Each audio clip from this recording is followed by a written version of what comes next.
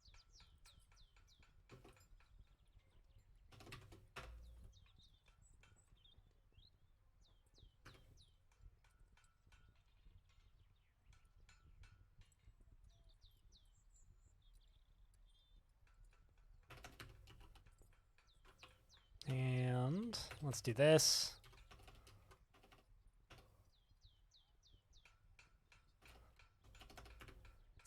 I built this tower so long ago, I can't even remember how I built it. Deconstructing it is kind of difficult. Because I genuinely have no memory of how I built this tower.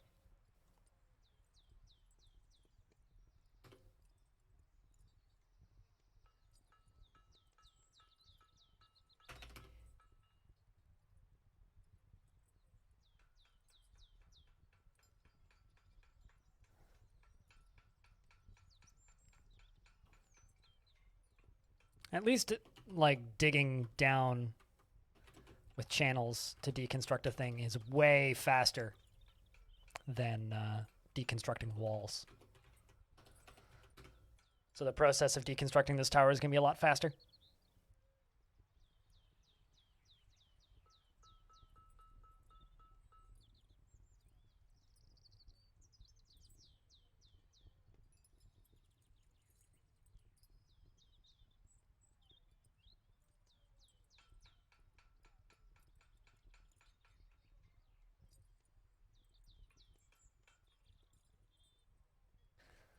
You know, I feel like, because I've been watching the New World launch from a distance. I know that, like, probably very few people watching this stream have any interest in New World, and I get that, but I've been watching that from a distance.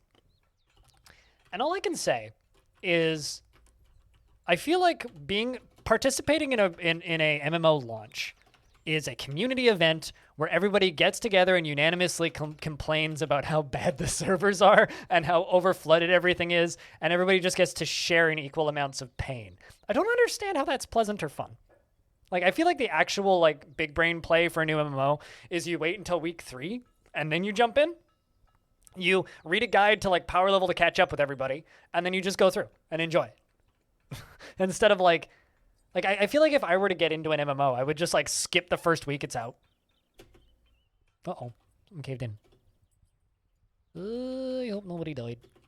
Somebody died. Who died? Sirelac died! I might just do a controlled cave-in of this. God damn it.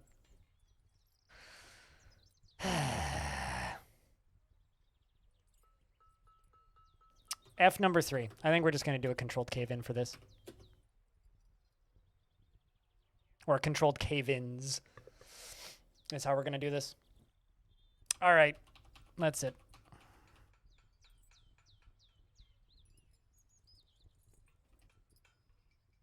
I mean, MMOs especially.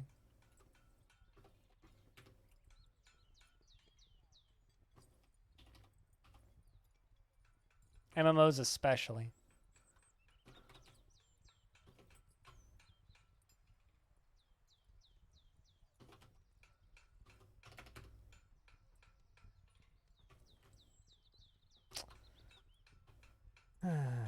Man, that's another casualty.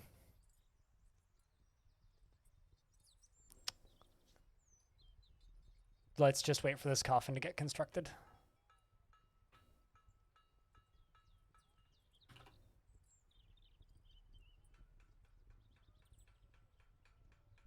Because we need an extra coffin. Good wins, Jimmy and B-Lug.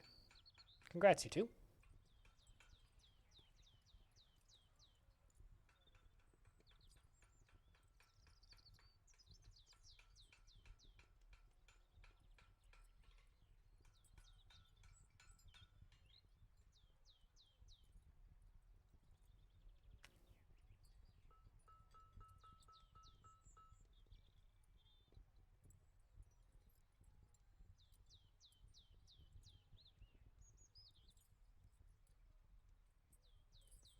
Yeah, no, I completely agree. I completely agree.